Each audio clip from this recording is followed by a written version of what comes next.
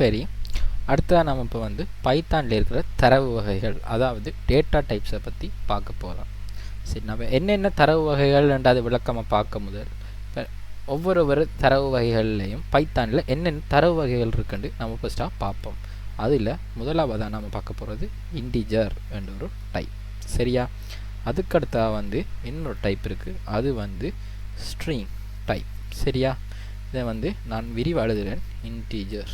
சரியா, integer type, அடுத்தது வந்து ஸ்ட்ரிங் டைப். அடுத்த மூணாவதாக வந்து நம்ம பார்க்க போகிறது வந்து ஃப்ளோட் என்ற ஒரு டைப். சரியா, வகை என்று நீங்கள் வச்சுக்கொள்ளுங்க. இப்போ நம்ம இதை ஒவ்வொன்றா பார்ப்போம். சரியா, பார்த்துட்டு என்னென்னன்றதையும் பார்ப்போம். இப்போ 3 தரவு வகைகளை நாம் வந்து இப்போ உருவாக்கியிருக்கோம்.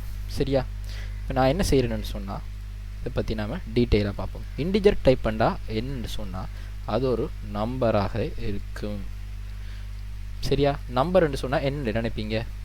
1 இருந்து 2 அப்படி போய் 10 ஆகவும் இருக்கலாம், இல்லாட்டி அது ஒரு லட்சமாகவும் இருக்கலாம், இல்லாட்டி அது ஒரு கோடியாகவும் இருக்கலாம்.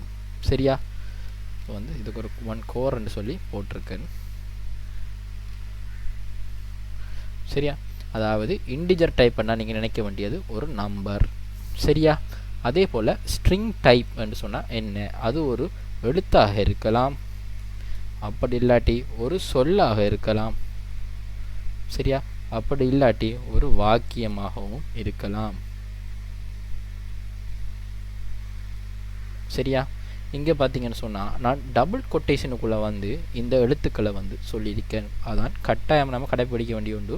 ஒரு ஸ்ட்ரிங் டைப்புக்குரிய ஒரு டேட்டாவை நாம் உட்செலுத்தக்குள்ளே அது எப்பவும் ஒரு டபுள் கொட்டேஷனுக்குள்ளே தான் அன்னைக்கிற பெறுமதி வரணும், அதில் பெறுமதி வரணும். சரியா, அடுத்தது வந்து ஃப்ளோட் டைப். ஃப்ளோட்டுன்னு சொன்னால் தசம எண்களை வந்து குறிக்கும். இப்போ நீங்கள் 10.5 இல்லாட்டி 99.99. சரியா, அப்படி இல்லாட்டி 1009 தசம் 10 2 9 5. இது எல்லாமே வந்து ஒரு ஃப்ளோட் டைப்பை வந்து குறிக்கும். சரியா, இப்போ வந்து இன்டிஜர் டைப்பை வந்து பைத்தானில் நம்ம எப்படி குறிக்கலாம்ன்ற வந்து பார்ப்போம். இன்டிஜர் டைப் நம்ம ஐஎன்டி என்று சொல்லி குறிப்போம். ஐஎன்டி என்று சொன்னாலே இன்டிஜர் என்று சொல்லி அர்த்தம். இந்த ஐஎன்டி என்றது வந்து என்ன? இப்போ நம்ம சொன்னோம் தானே, நம்பர்னு சொன்னால் இலக்கங்கள். சரியா, இதான் அந்த தரவு வகை. பைத்தான தரவு வகையில் முதல் தரவு வகை என்னன்னு பார்த்தோம், இன்டிஜர். இந்த இன்டிஜர் வந்து இலக்கங்களை வந்து குறிக்கும். இரண்டாவது தரவு வகை வந்து எஸ்டிஆர் என்று சொன்னால் என்னென்று பார்த்தோம், ஸ்ட்ரிங், சரம் என்று நீங்கள் எடுத்துக்கொள்ளுங்க தமிழில்.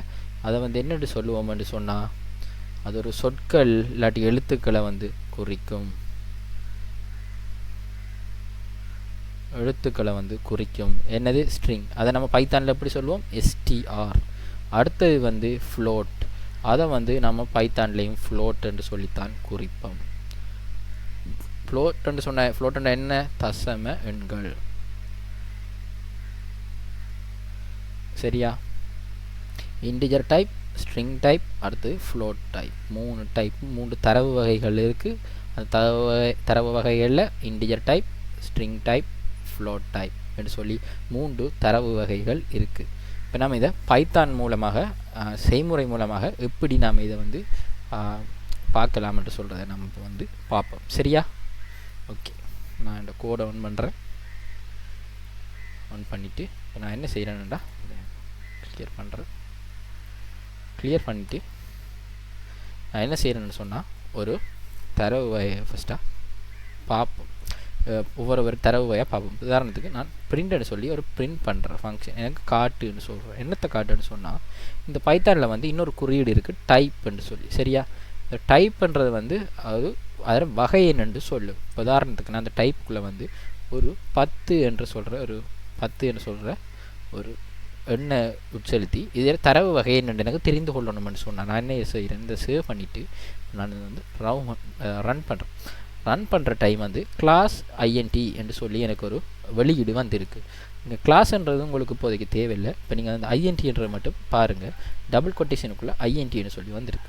இந்த வெளியீடாக ஐஎன்டி வந்திருக்கேன் என்னென்னு சொன்னால் இந்த கொடுத்த 10 டைப் என்ன, தரவோட வகை என்னன்னு சொல்லி அதை இந்த பைத்தன் இந்த பிரிண்டர் என்ன செய்தார், கொண்டு வந்து காட்டுறாரு. என்ன இது, இதில் தரவு வகை வந்து இன்டிஜர் என்று சொல்லி நம்மளுக்கு வந்து இப்போ வந்து காட்டுறாரு பிரிண்ட் ஃபங்க்ஷன். இப்போ என்ன செய்யணும்னா நம்ம இந்த டைப்பை, இந்த 10ஓட டைப்பை காட்டு, அந்த டைப்பை என்னன்னு சொல்லி பிரிண்ட் எடுத்து வந்து வெளியீட்டில் காட்டுன்னு சொல்லி இந்த பிரிண்ட் ஃபங்க்ஷனை வந்து நம்ம எழுதியிருக்கோம். உதாரணத்துக்கு பிரிண்ட் டைப், சரியா, இதுக்குள்ளே வந்து நான் ஒரு சொல்ல இதை ஹெலோ சரியா. இப்போ நான் அதை சேவ் பண்ணுறேன். சேவ் பண்ணிவிட்டு இதை நான் இப்போ வந்து ரன் பண்ணுறேன்.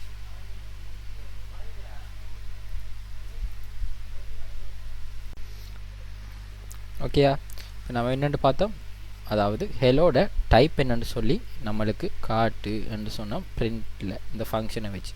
இப்போ என்ன செய்கிறாருன்னு சொன்னால், இப்போ நம்ம இதை ரன் பண்ண உடனே நம்மளுக்கு அவுட்புட் வருது என்னென்னு சொல்லி, கிளாஸில் ஃபஸ்ட்டு டைப்புக்குரிய இது வந்து என்னென்னு சொல்லி வருது, நம்மளுக்கு வந்து இன்டிஜர் என்று சொல்லி வருது. 10ஓட டைப் என்ன, இன்டிஜர். அதேமாதிரி ஹெலோட டைப் என்ன, ஸ்ட்ரிங். இது டைப் பண்ணுற குறியீடு என்னத்தை குறிக்கும்னு சொன்னால், அது ஒரு ஃபங்க்ஷன். அந்த ஃபங்க்ஷனுக்குள்ளே நம்ம என்ன தரவோட வகையை கொடுக்கமோ அதோட டைப்பை நம்மளுக்கு வந்து எடுத்து வந்து காட்டும். சரியா, சரிதானே, விளங்குதானே. இப்போ நாம் வந்து அடுத்த வகையை பற்றி பார்ப்போம். சரியா, பிரிண்ட் பண்ணு, அதில் டைப்பை, எதில் டைப்பை, அதுக்குள்ளே கொடுக்குற பெருமதியில் டைப்பை. என்ன பெருமதி கொடுப்போம்னு சொன்னால், இதில் ஒரு தசம் ஒன்று கொடுப்போம், 10.001 என்று கொடுத்துட்டு இதை சேவ் பண்ணிவிட்டு நான் என்ன செய்கிறேன், இதை ரன் செய்கிற டைம் பாருங்கள், எனக்கு ஃப்ளோட்டுன்னு சொல்லி அதில் 3வது பெருமதியில் டைப்பும் எனக்கு வந்திருக்கு.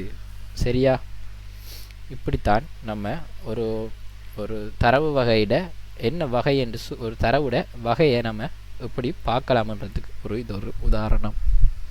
சரிதானே. இப்போ என்னென்ன பார்த்திட்டோம், இது வந்து ஒரு இன்டிஜர் டைப். சரி, அது அடுத்தது வந்து ஒரு ஸ்ட்ரிங் டைப், அடுத்தது வந்து ஒரு ஃப்ளோட் டைப். இந்த 3 டைப்பும் இப்போதைக்கு உங்களுக்கு தெரிஞ்சிருந்தால் காணும். மற்ற தரவு வகைகள் இருக்குது, லிஸ்ட், செட், டிக்ஷனரிஸ், டப்பிள்ஸ்ன்னு சொல்லி. அதை வந்து நம்ம அப்கமிங் வீடியோஸில் பார்ப்போம். ஓகே, இப்போ நம்ம வந்து அப்கமிங் கிளாஸில் வந்து பார்ப்போம். இதை வந்து நம்ம இப்போதைக்கு தெரிஞ்சு கொண்டா காணும். சரியா.